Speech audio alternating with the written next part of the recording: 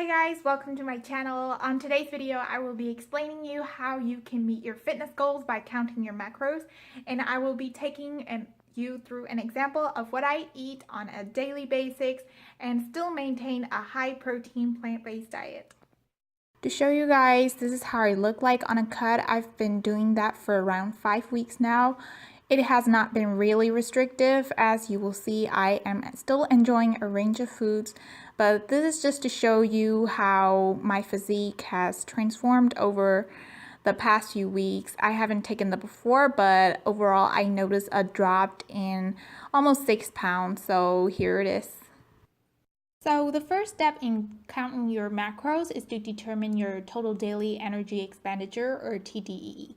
This is the number of calories that you burn on a day, even just by doing nothing and by carrying out daily basic functional activities like digestion, breathing, circulating blood, etc.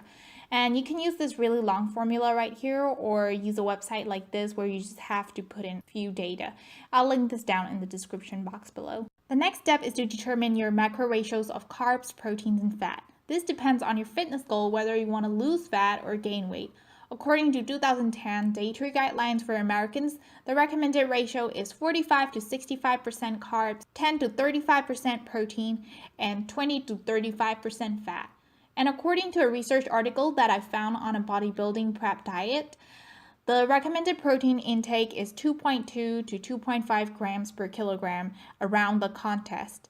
But this would be higher than normal athletes, and I would say that 1.8 grams per kilogram would be around the ideal range. For me, this would be around 2.2 times 54, which is around the 118 grams, or you could multiply 4, since 1 gram of protein would be equal to 4 calories, and this multiplied by 118, which is my weight, so I would need 472 calories from protein.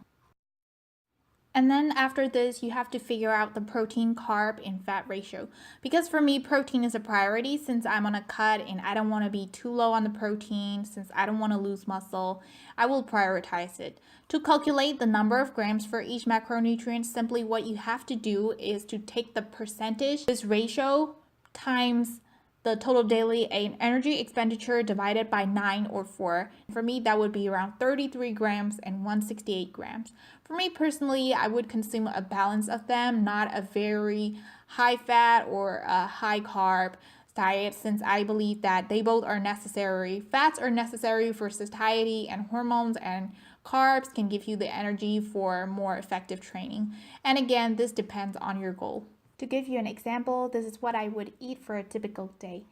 Usually I wake up and have a cup of black coffee while I do intermittent fasting. For lunch, I have 220 grams of lentils with some broccoli slaw and some spinach, and top it with some pepper flakes. And they make my meal last longer because since they are spicy, I wouldn't eat it really fast and I feel it more satiable later. And a little after that, I would have 12 almonds with a medium-sized banana.